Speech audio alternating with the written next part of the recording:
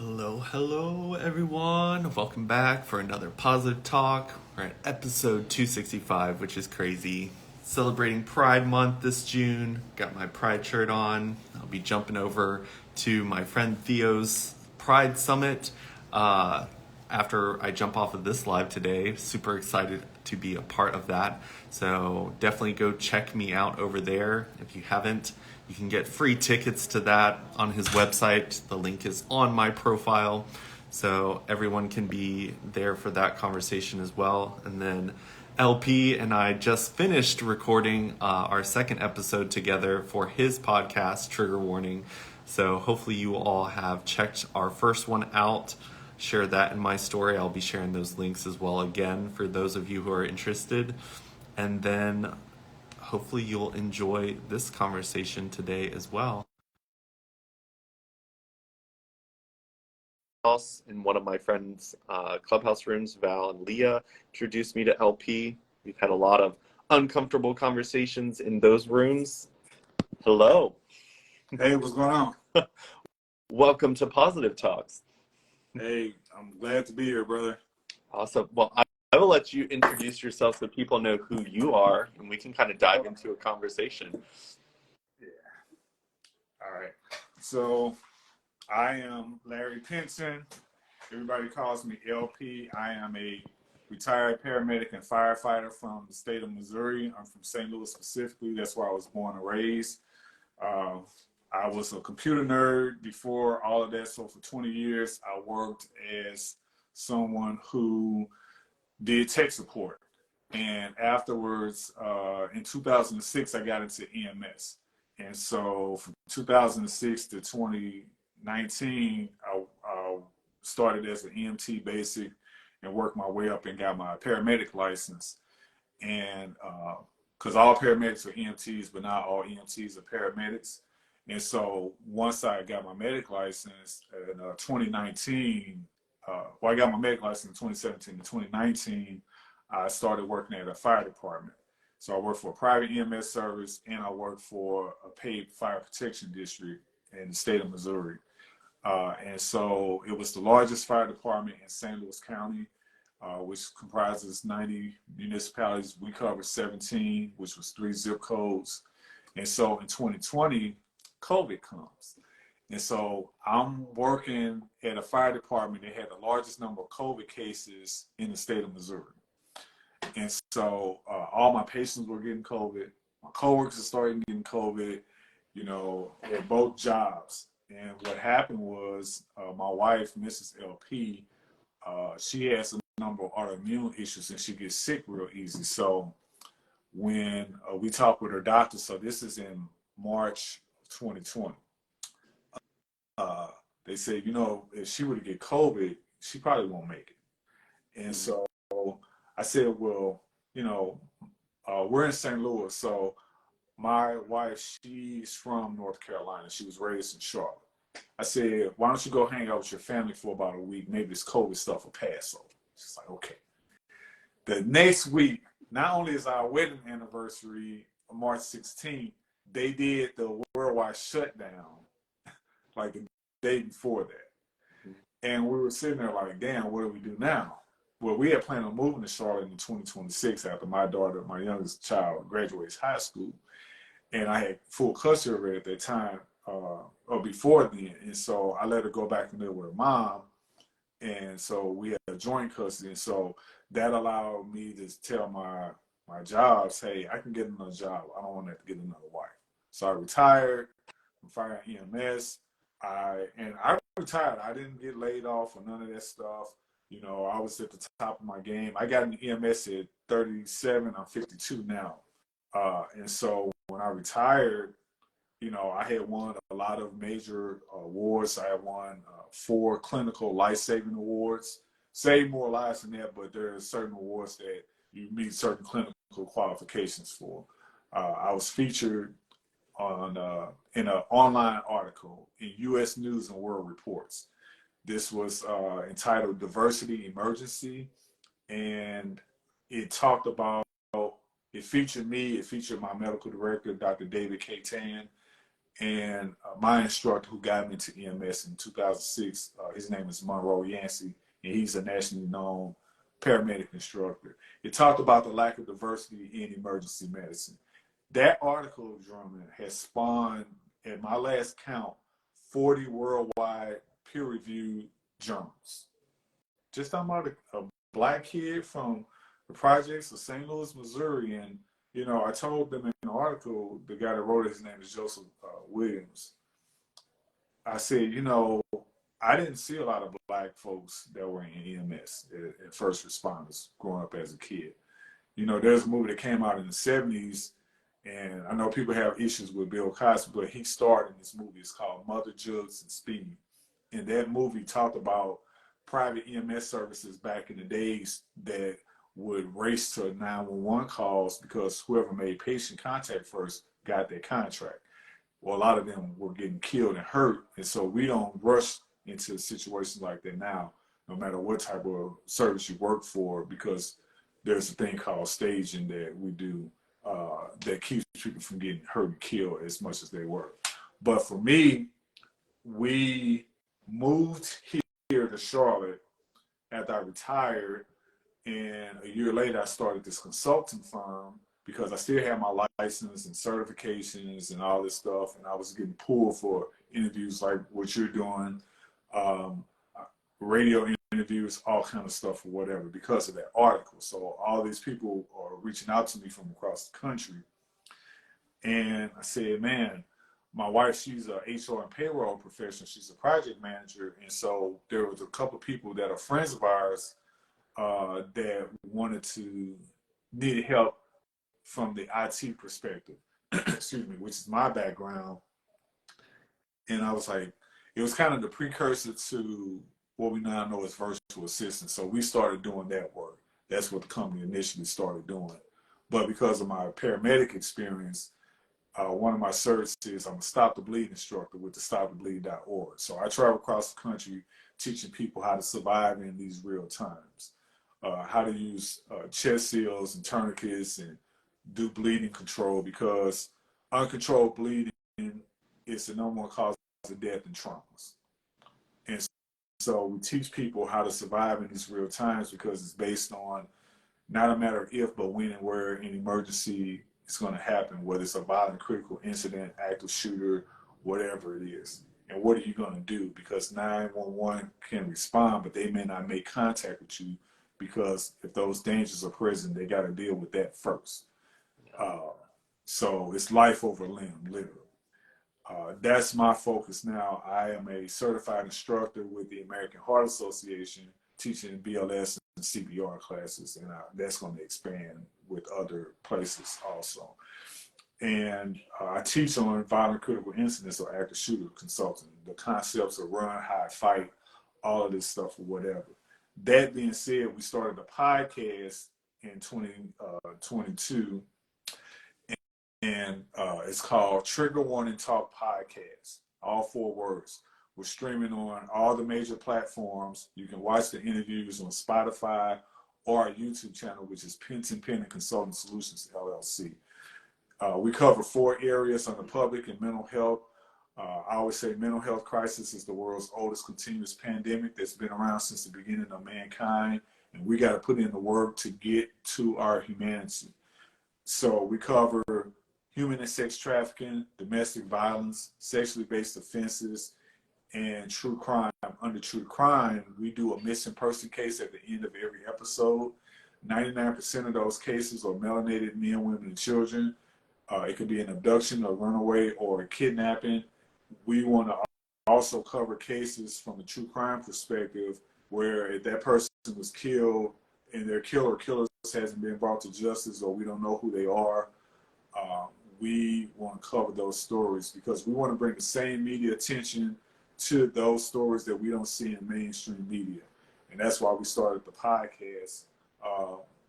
We have really, really focused on doing 3-part series, like what you and I are working on.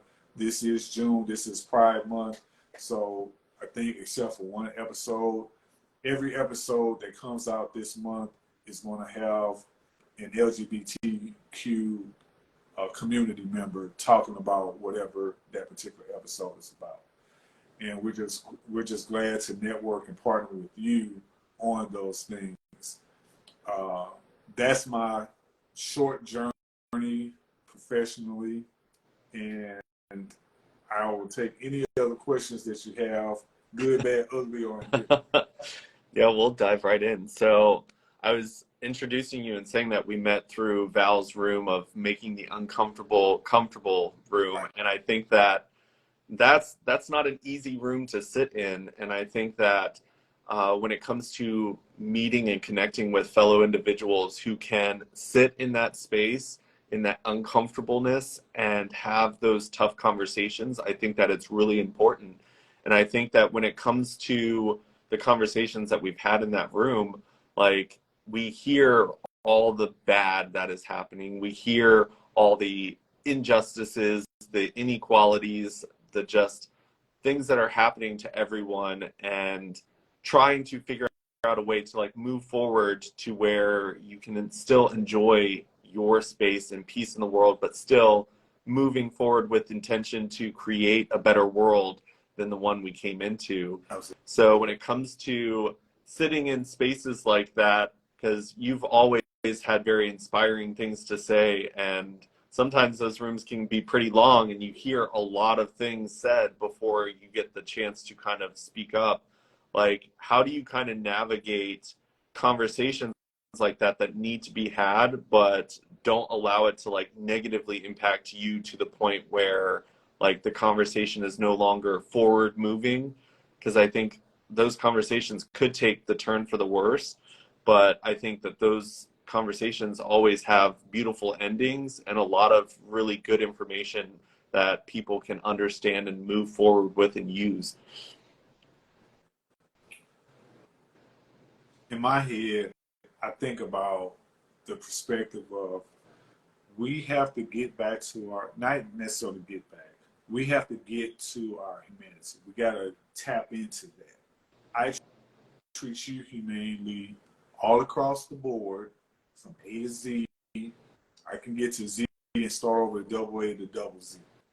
I treat you humanely and you give me the reciprocity. What type of problems are we going to have in this world? You and I are different ethnicities. You talk about privilege on our first part of our episode, Uncomfortable Conversations. I'm a melanated black man who's black. I don't know what privilege is when it comes to the experiences that you have when it comes to privilege. Maybe in my lifetime, I will get that. I'm 52 now. And so I think for me, having uncomfortable conversations, it's like, how else am I going to learn about you? You got to teach me about me, and I got to teach you. You got to teach me about you, and I got to teach you about me. I don't care what we're talking about. Again, from A to Z, I got to teach you everything that you need to know about me. Not everything you want to know. Everything that you need to know about me. Because I don't need to know everything about a person. The things that I need to know, are you a serial killer? You know? Or are you an active pedophile? You know, a predator and all this stuff. You know, are you a thief? You know, or are you somebody who just likes violence? Verbally, physically, all kind of stuff. You know, or are you somebody who is gonna, you know, take my Amazon packages and shit? You know, I'm just anything. I want to have those conversations with people because you got to teach me about you, and I got to teach you about me. And so, how do we get that level of understanding? You know, we're not clairvoyant. This is no osmosis thing happening here. So I go into rooms like on Clubhouse where they're having, like Leah's room, the trauma drama room. I'm a moderator with Leah and another woman named Erin Ryland where we talk about eating disorders and disordered eating every Tuesday at noon to 1 Eastern time in Clubhouse. You know, I'm a guy that is a first responder who goes into these rooms, and I'm typically either the only guy or a handful of guys with some fingers left over that's willing to even have these discussions. You know why? Because I can take what I learned and I can go talk to other groups, whether it's other melanated folks. And again, the melanated community does not meet in my house every Wednesday night for cigars and brandy. I'm just telling you, as a member of that community, there's some things that we got in common that the majority of us don't agree on. But we're not a monolith. We don't see eye to eye on everything. Nobody does. And it's ridiculous that we keep acting like that, whether we look at what's happening in politics or in culture and all this stuff or whatever. So for me, when I'm going into these spaces, it's not just the dialogue, it's the plans of action. That's what I'm interested in, because we can talk crap all day. I always say, if you want me to be involved in something, it can't be a dialogue only based conversation, because if it is, count me out. I'd rather sit on the couch binge watching Fraternity Court on YouTube and picking the lint out of my belly button to get involved in one of these, because you know it's just trauma dumping, man. Come on. Yeah. You know how it is. And it's like, they'll talk for, if it's an hour, 48 minutes of that will be fluff. It will be just talking about the problem. 3 minutes will be dedicated to, you know, saying pleasantries and all this stuff, and 1 minute may be dedicated to some resolutions. Yeah. I mean, when we were talking on your podcast just before we jumped on here, it was very interesting, the story you shared about like your childhood experience with trauma in the department of bullying, because I've always, like, because I think when people display hate towards the LGBT community, I think when you start asking them more questions, a lot of times people don't even know where like their hatred seeds. And I think that just from our conversation, I was given a little bit more insight, because had someone bullied me in the same way that they had bullied you, it would have impacted me differently. I wouldn't have been offended in the way of saying, well, I am not, and I could stand in my truth. In that situation, I would have been like, that is my truth and I'm being attacked for it and something's wrong. But it's interesting to be able to have conversations.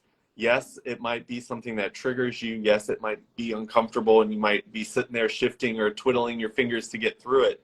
But it's a perspective now that I can move forward with and just be like, okay, maybe this person's like hatred for the community I'm a part of is rooted in some self-hate that they have because that was how they were bullied at some point.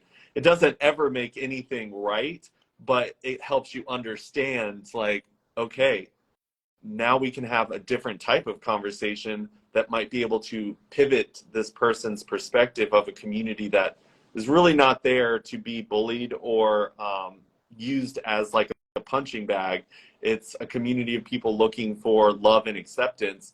But if you don't ever take the time to understand other people's stories, and you can't move forward and create change.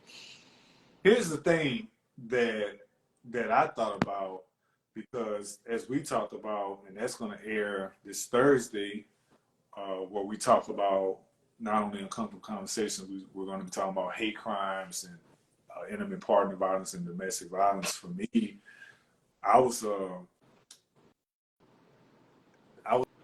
ahead of my time, you know, because we think about these acts of violence that happen at these schools, and we think about Columbine, you know, and from Columbine to Uvalde.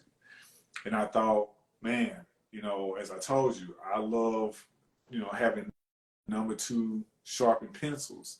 And after my last incident where I was accused of being gay at a Catholic school of all places, where all of us have been around each other since kindergarten, and this is 6th grade now, this is family giving you the ultimate quote unquote insult or whatever.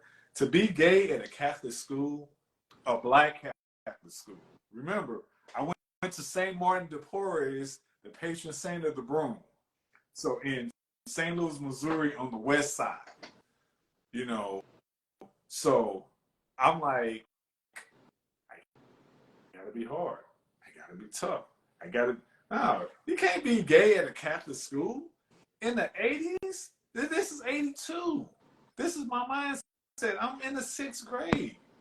Nobody ever taught. Everything that I learned about homosexuality was from the Old Testament that we talked about, not ad nauseum in Catholic school, but it was Catholic school. Yeah. So, you know, they didn't talk about pedophilia, but we ain't gonna go there. I'm just saying. So I was just like, everything I heard and knew about homosexuality was wrong, you know? And so I'm like, I'm already getting bullied because of my scars on my face. I had an infection that I called, it was a fleshy bacteria that I had contracted at the age of 2. And from 2 to 16, I had to get all these plastic surgeries, these reconstructive surgeries and stuff or whatever. But it left me with permanent scars or whatever. So I had to deal with all that bullying stuff. On top of now, you throw that in there, you know, I didn't even go back to the school from that point because it went from kindergarten to 8th grade. I stopped going there because, like I told you, if I would have went back, hey, anybody can get it. Look at me sideways. You know, say something out the way. I wish an MF would. You know, I was ready. You know, and I wasn't a fighter or none of that stuff. I wasn't a troublemaker or anything like that, even to this day. But I was like, man, you know, I always say when it comes to trauma, anybody can get it. Anybody can get it. And I was ready. And I was like, if I got to stab some people with these number 2 pencils that I got, that I keep on me at all times or whatever, I was thinking like some of these kids, like the Columbine situation. I'm tired of the bullying. I'm tired of all the hate crime that's being thrown in my way. This is 81. And I'm thinking like this. Who knew 40 years later, I'd be an instructor talking about how to stop this stuff from happening. Yeah. Crazy. I mean, I think that conversations like that could really benefit everyone in the world. I think that looking at where things are going, we're silencing a lot of conversations that should be had. I think that a lot of times when I've tried to have conversations that are uncomfortable outside of spaces that are specifically created for that type of conversation, people will walk away because uncomfortable is just to the point where we've created a society where it's okay to walk away from uncomfortable, but we don't think about the consequences of not having those conversations. And we live in a world where we're so connected but disconnected at the same time because we can choose which communities to stay in and which conversations to block and not be a part of. And then our algorithms only help that separation and division. So when it comes to being someone who is going out into the world trying to create change, add education where it hasn't been before, like how do you kind of navigate and get in front of the audiences that really do need to hear it, that maybe aren't the ones coming to the spaces? Because you said that you travel, and I think that that's one of the answers. So how have you kind of gotten into a position where you're getting that heard by people who might not have heard it before? I'm going to show you some props. I got all my stuff ready. For me, this is just your brother LP. These thoughts and opinions are mine and mine alone. They do not reflect on drumming whatsoever. This is going to be some trigger warning conversations that we're going to be having right here, right now, and throughout this interview. So if you're triggered at any point, you need immediate help, please call 911. It's going to get you police, fire, EMS. If you don't have an immediate need, we got links to resources that can help you, whether you have substance abuse or alcohol issues. If you're suicidal at any point during this interview or know somebody that's suicidal, call 988 here in the States, toll free 24/7. That being said, here's what I do. There's certain things that I don't focus on. I don't focus on religion and politics. because it's too divisive. I can talk about anything with anybody and not have a conversation ever about religion or politics. So, for example, when we're having mental health conversations, because I combine mental health and public health and safety. I'm a first responder. I'm a paramedic and a firefighter, but I'm also a business owner. And so when I'm talking to other first responders, other business owners, other caregivers, whether it be a parent who has their parent or their child, whether it's a person that's taking care of a parent and all those things, I talk about everything from a safety perspective, from mental health and everything. So I can have those conversations with anybody. I'm holding up a model of a plastic Glock. No metal, no moving parts, no ammo. So, and it's not loaded or anything like that. Can't even take the magazine out. This is a training gun I got from eBay for $12. So when I'm talking about gun safety, I never get into the 2-8 or the Second Amendment conversations. You know why? Because I don't have to. I can say, hey, you know what? When was the last time you saw a breaking news story about a kid that got electrocuted because they stuck a pin or something metal and pointy into an outlet? Most people are like, man, I don't think I've ever heard of this story. You know why? Because once a kid is old enough to say mama or dada, we threaten the hell out of them. And then I look at the outlet, don't touch it, all this stuff or whatever. We scare them to death about those things. Well, swap out the outlet with a firearm because we're just talking about safety, right? That's all. We're just talking about safety. Don't play with matches. Don't play with anything flammable. Don't play with anything electrical. Don't play with anything that's gas. You know, we got smoke detectors and fire alarms, and you know, we do tornado and all these different drills and all this stuff. We'll talk about safety ad nauseam. We got seat belts and all this stuff to keep us from being ejected from cars and all this stuff, airbags. We'll talk about safety with everything except when it comes to this. And I just say swap out the fire with the firearm. Swap out the tornado drill with a firearm drill or anything like that. When you're talking to your kids, hey, Google 4 universal safety rules. And learn, though, there's an acronym that we talk about. I can talk to anybody about anything. When we talk about violent critical incidents, everything doesn't happen with a firearm. What happened at the University of Idaho, those 4 kids, young folks, they didn't get killed by a firearm. They got killed by a sharp-edged weapon. That could be, I got a metal ruler in my hand right now. It's sharp, it got an edge on it. I can stab the crap out of somebody with this. It could have been anything or whatever. It wasn't a gun, it wasn't an explosive. So when I'm talking to people about public health, mental health, gun safety, I ain't saying nothing about Republican or Democrat. I didn't say nothing about left or right. I didn't say nothing about God or Jesus or Allah or the Torah or anything. I didn't say nothing about nothing other than we can all relate to that. We can all relate to, hey, if you see a loaded, unlocked gun, well, first of all, how do you know it's loaded? You can tell it's unlocked because there's no gun lock on it. But what do you do? And this is what I talked about. Talk to your kids about these things. We got to start having uncomfortable conversations about everything. Because if you don't, how am I going to know what to be on the lookout for? How are you going to know what to be on the lookout for? It don't even have to be all negative stuff. I'm not talking about all blood and guts.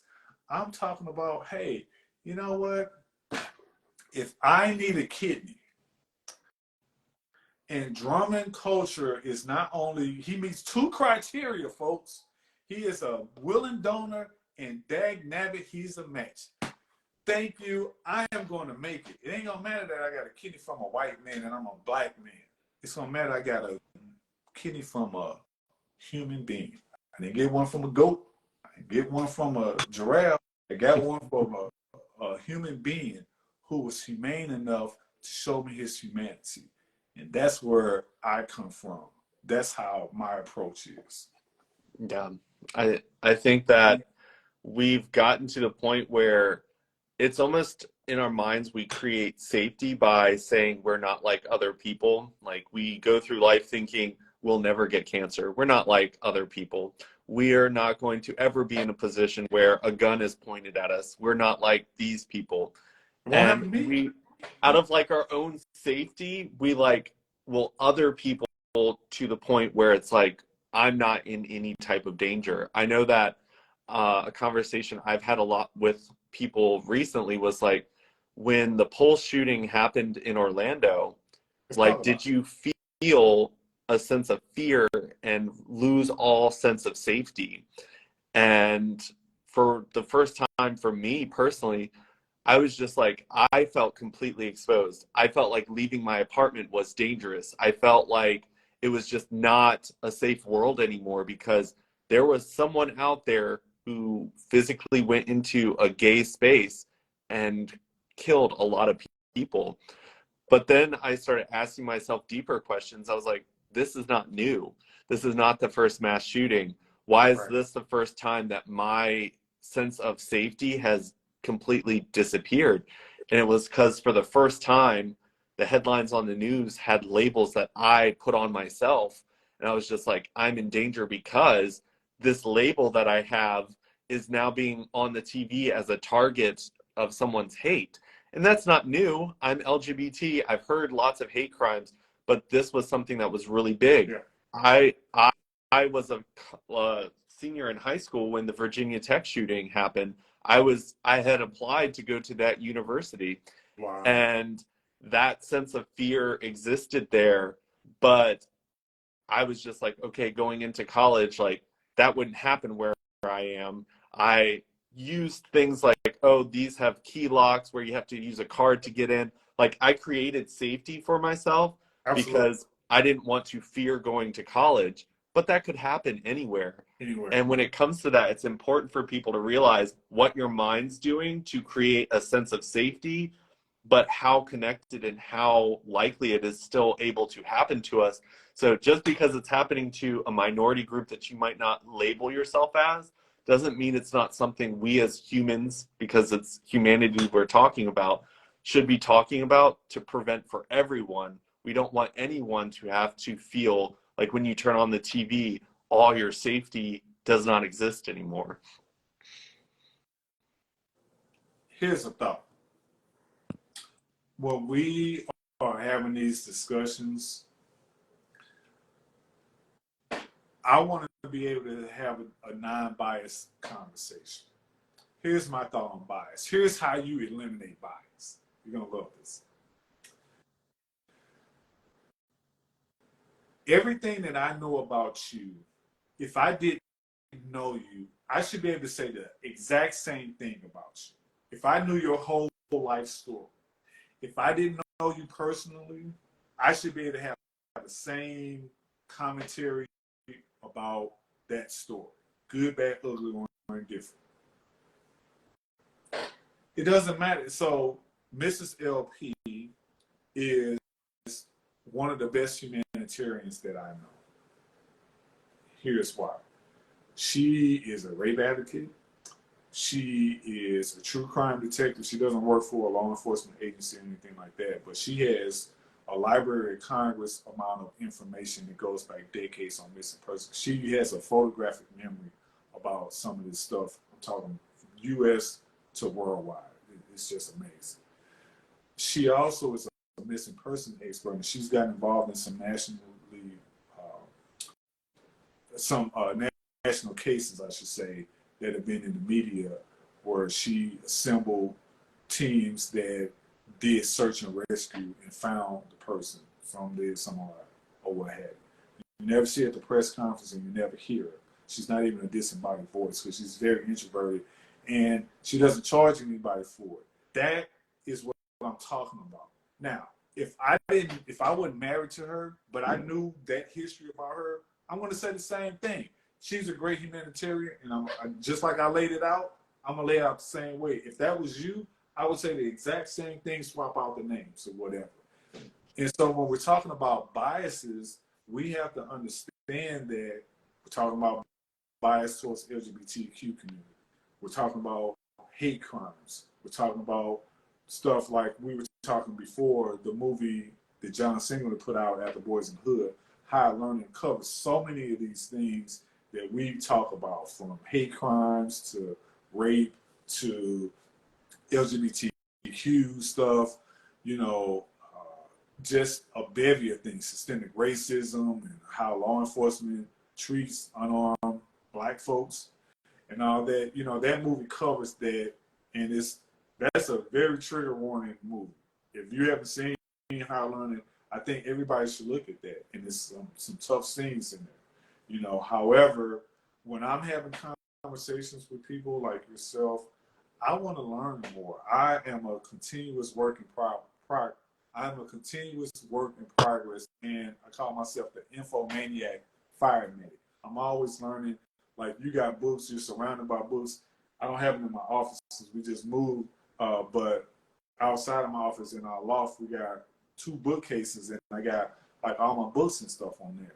And so when I'm having conversations about, well, how do we deal with situations like hate crimes that happen at places like a gay club? Well, first of all, it's a club. Now, it may patronize and have it set up that it's a safe space for people in the LGBT community, but it's a gay club. It ain't like, oh, well, I'm a card carrying member of LGBTQ. Here's my rainbow card so I can get access in. No, everybody can get in, right? Mm-hmm. Same thing with a straight club. You know, I don't have a heterosexual card. You know, I don't have an ID or anything that identifies me as a straight man or whatever, or what difference to a man. So when we talk about those particular acts, like what happened in Florida at the nightclub, one of the things that I say is situational awareness. I don't care what type of club you're going to or what venue you're going to, whether it's a shopping mall, a club, a academic institution, a house of worship, non-virtual workspace place, or wherever you are, be it at the park. I weigh 175 pounds. If I'm out and I'm just like this, I'm walking, I'm driving, I'm sitting, everything I'm doing, I'm like this.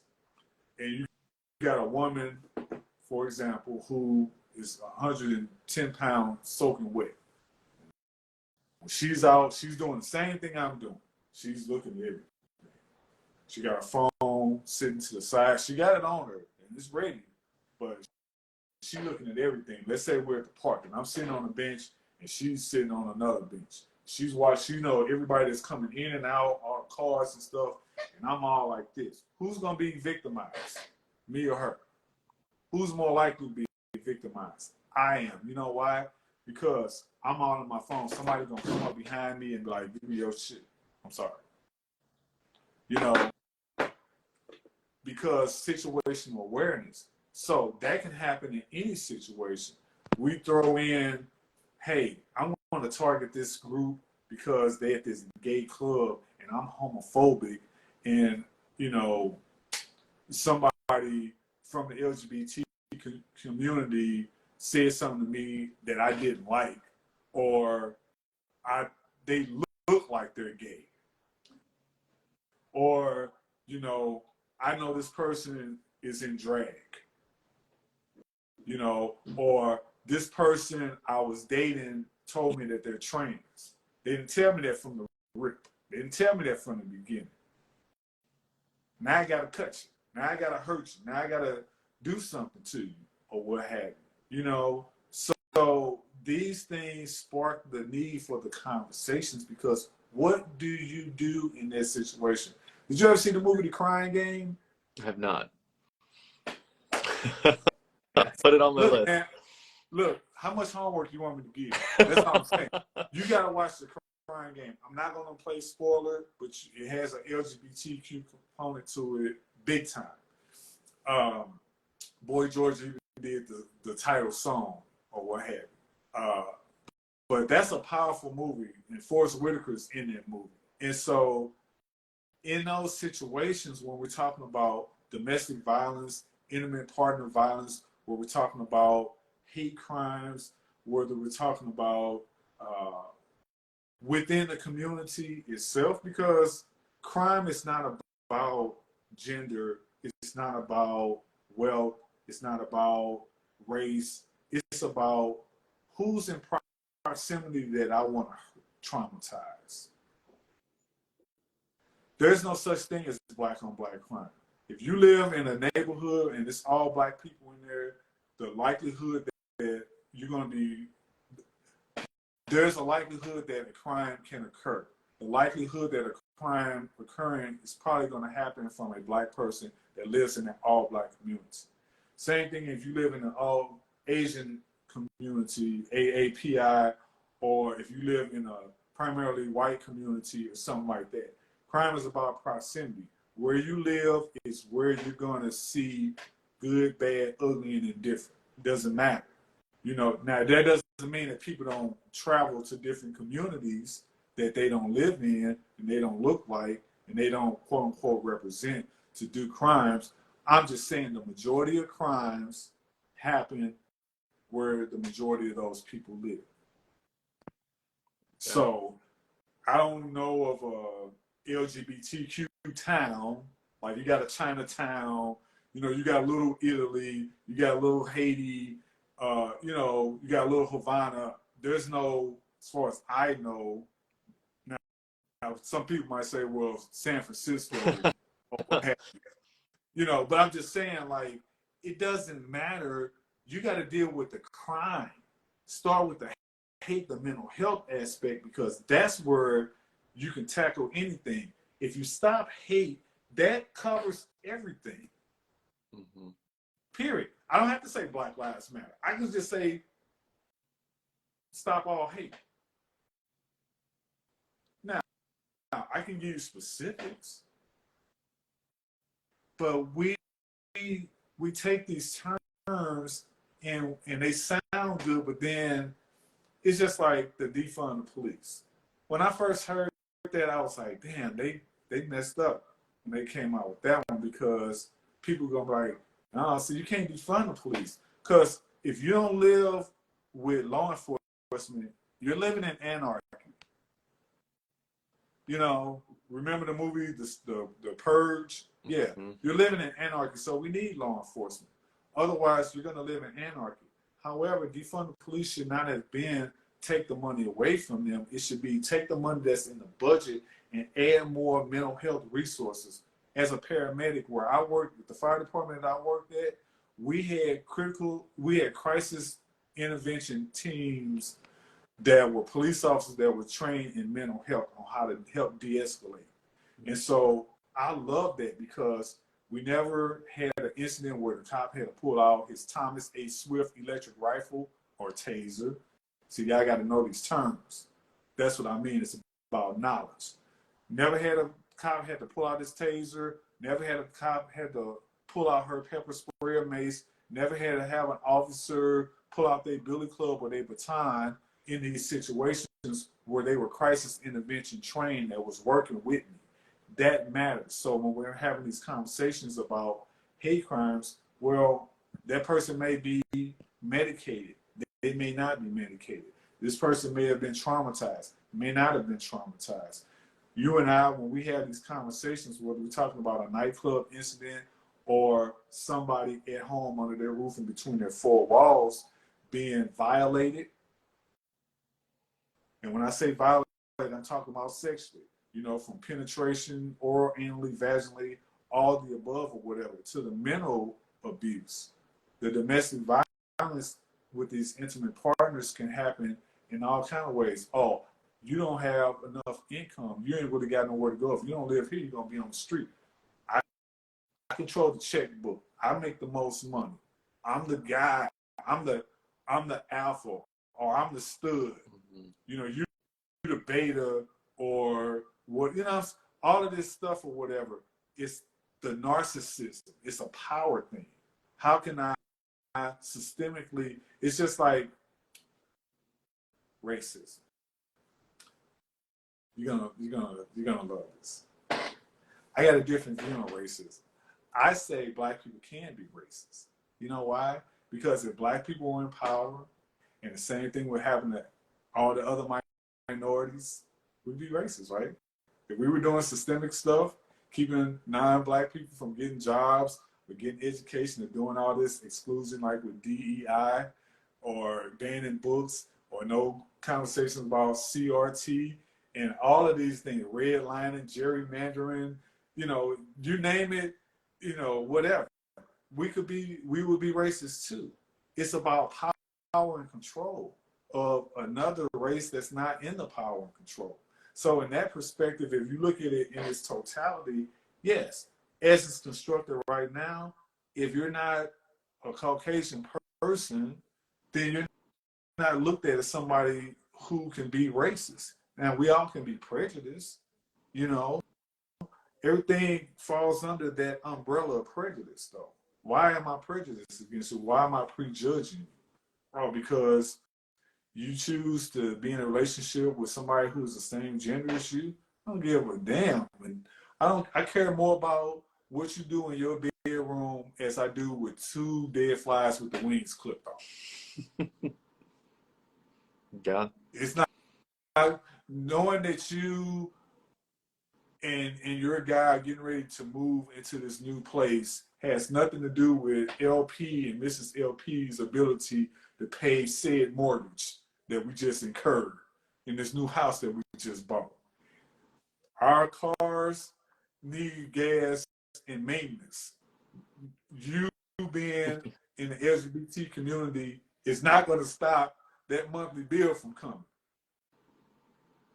But you know what can happen?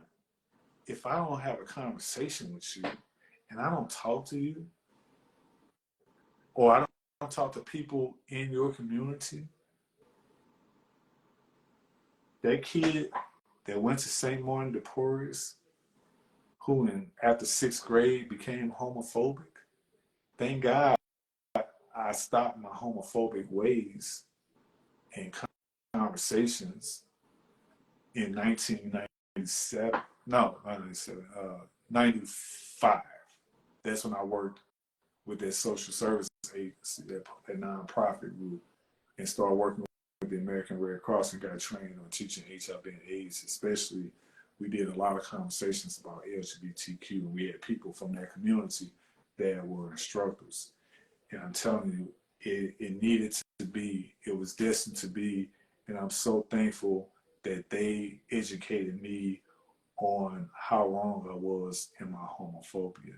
And my homophobia came from me being traumatized. However, that's no excuse for continuous bad behavior. Here's another thing to answer your question that you asked, one of the questions you asked me earlier. One of the things that I do in my approach when I'm having conversations with people is I can only connect with you if maybe I can walk a mile in your shoes.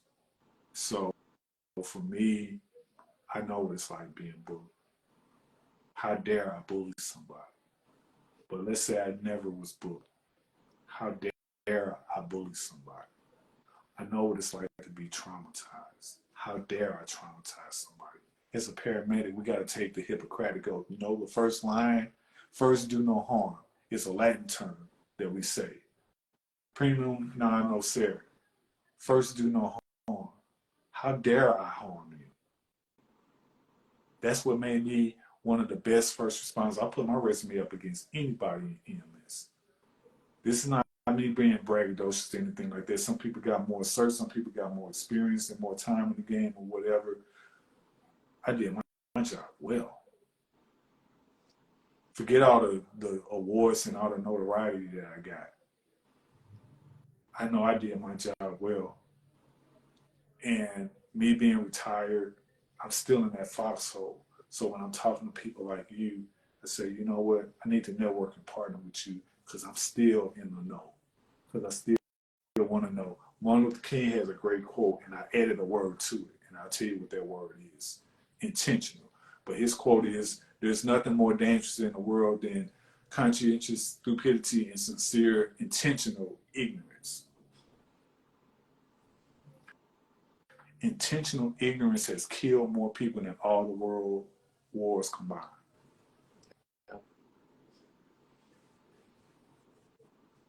And we got to stop this intentional ignorance because it keeps people in homophobia. It keeps people with xenophobia. It keeps people ignorant to stuff that if they just took the time to learn about it, learning about somebody else does not mean you have to emulate what they are doing or what they believe. Period. I will never know what it's like to be a white man, but I know what it's like to be a man. I will never know what it's like to be LGBTQ because that's not who I am. But if I need a kidney and you're a willing donor and you're a match, damn it,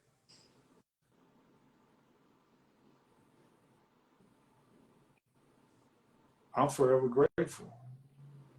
You saved my life. Don't matter that you're a white gay man. What difference do it make? That's how we get back to our humanity. And we're not willing to have the conversations like that. I'm out. Yeah. And I think that having those conversations, like, we're not taught how to even start there. And I think that our hearts long for it. I feel like people like have the feeling and yearning of wanting those conversations, because a lot of times when it comes to me having conversations with coaching clients, me having conversations with people on Positive Talks, usually once you get past that wall of like creating the space of saying you're not going to be judged, like I want to hear what you think and what your perspective is, people want to have those conversations. And yes, they're uncomfortable sometimes. I always tell people before I jump into any of these Positive Talks or Clubhouse rooms, I make sure that I'm in a good place first, because I want to make sure that when I come in that I'm bringing an energy to help others, despite whether it may be triggering to myself because of experiences I've lived. But it's important for those types of conversations to be had. And I've been in Clubhouse rooms where I am the only representation of a white male. Yes, I'm part of the LGBT community, and it helps me understand what it's like to face hate for being just yourself. But I bring a perspective that is unique, because in that conversation, I can share, hey, this is where my privilege was blinding. This is where my privilege never taught or educated me on your stories in the lives of the people that you understand and have been told about.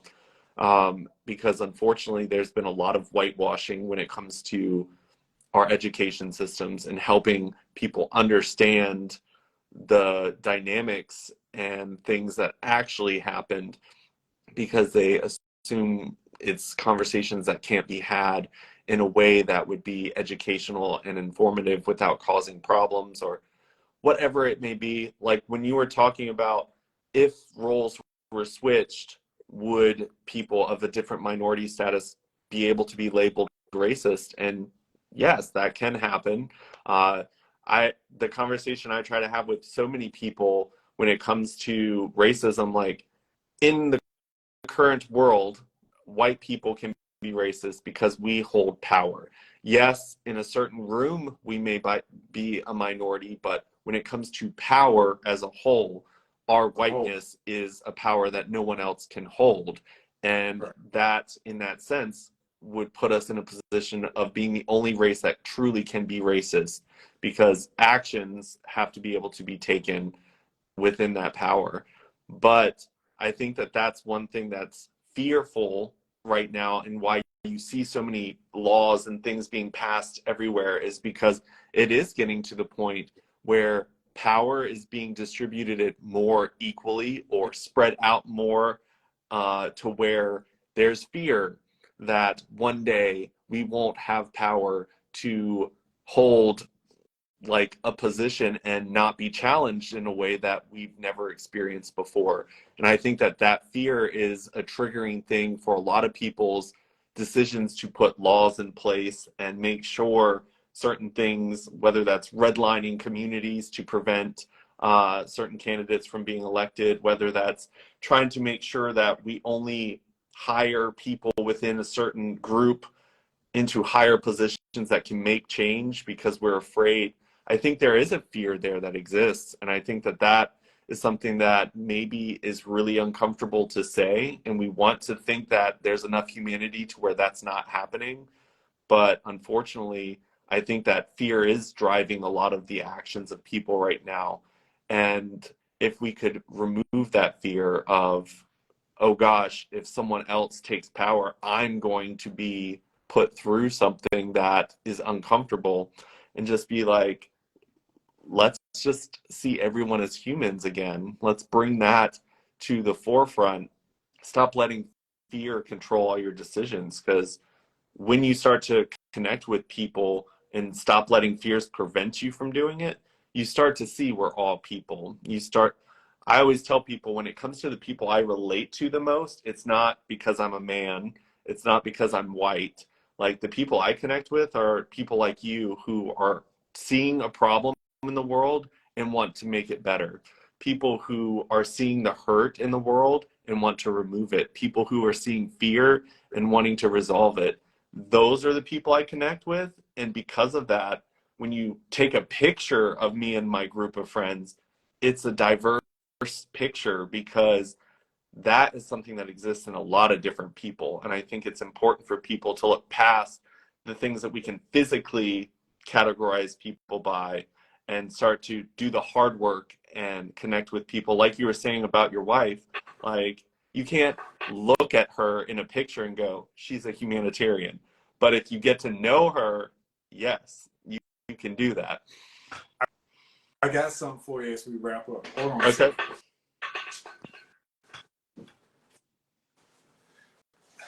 Here's how I summarize getting to our humanity. This is me talking specifically to you, Drummer. I got this from Mrs. LP a number of years ago. It's a plaque that I got hanging up on my wall, and it says, it has the EMS Star of Life on it, and it says, not all superheroes wear capes. This is me talking to Drummond. Drummond, in my book, you're on my wall of fame as far as superheroes, because most people think superheroes, they think of Marvel, they think of DC Comics and different things like that. You don't have to be wearing a cape or have a utility belt or be able to run at the speed of light or change to a green monster with muscles big as a house and all this stuff. You know what a superhero is? Because I used to get called superheroes all the time because of my work as a paramedic and a firefighter.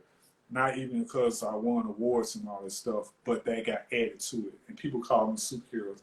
You know what a superhero is? It's a person, an ordinary person, doing some extraordinary things in some extraordinary situations. The work that you're doing with the LGBTQ community as an advocate, raising awareness, and willing to have these uncomfortable conversations with another man who's not in the LGBTQ community, who used to be homophobic, who couldn't stand your ass, and people that looked like you because you were white. Also, I had some of that prejudice too, and all this stuff. I had to get rid of that. You know why? Because again, I gave you the kidney analogy. That's why. I can go on and on and on.